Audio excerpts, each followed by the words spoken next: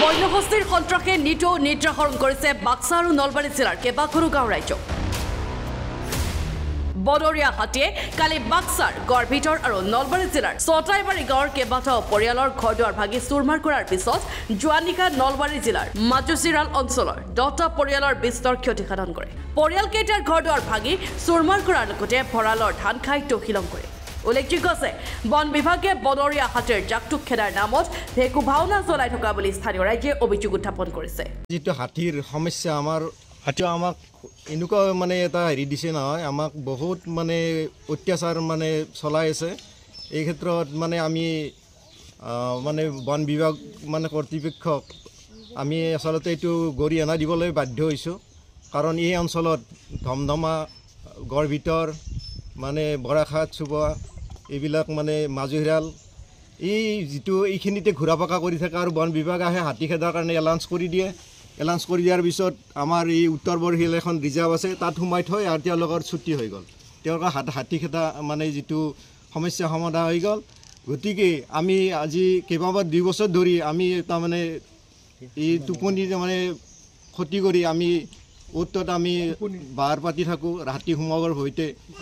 দুৰ্ভাগ্য যোৱাকালি আমাৰ এনেকুৱা হৈছে, প্ৰায় মাজুহিৰালত প্ৰায় ঘৰত অত্যাচাৰ চলায় আৰু ধান খেতি বছৰৰ পৰাই বছৰ এই মুঠি চবেই যোগাৰ কৰিছে খোৱাৰ কাৰণে, সেইখিনি ওলাই লৈ যায়। গতিকে ইয়াত আমি আটাই দুখিত আজি কান্দিব লগা হৈছে।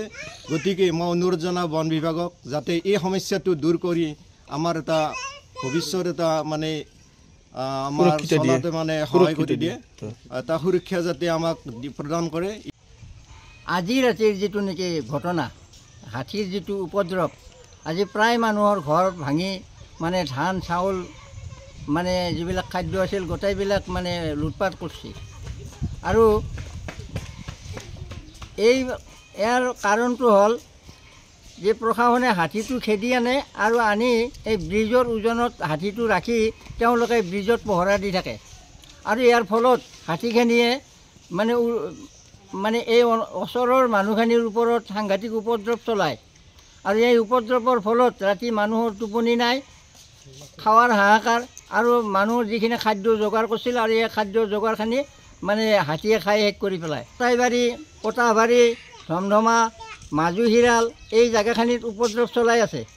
আৰু এই ক্ষেত্ৰত আমি যিখিনি গম পাওঁ জানো, তো অপৰাধী যদি আমি চাব যাওঁ প্ৰশাসনেই অপৰাধৰ কাৰণেই এই ঘটনাবিলাক ঘটি আছে। তো মানে ইমান দিনে হাতী খেদি আছে, কিন্তু কোনোদিনে হাতী খেদি তো এই ক্ষেত্ৰত আমি যিখিনি গম পাই আছোঁ, দেখা পাই আছোঁ, তো সম্পূৰ্ণ ব্যৰ্থ হৈছে চৰকাৰ প্ৰশাসন, আৰু এটা বলিষ্ঠ পদক্ষেপ ল'ব বুলি পেলাই আমি আশা ৰাখিছোঁ। ধমধমাৰ পৰা নজৰুল হকৰ ৰিপৰ্ট, N24 আছা।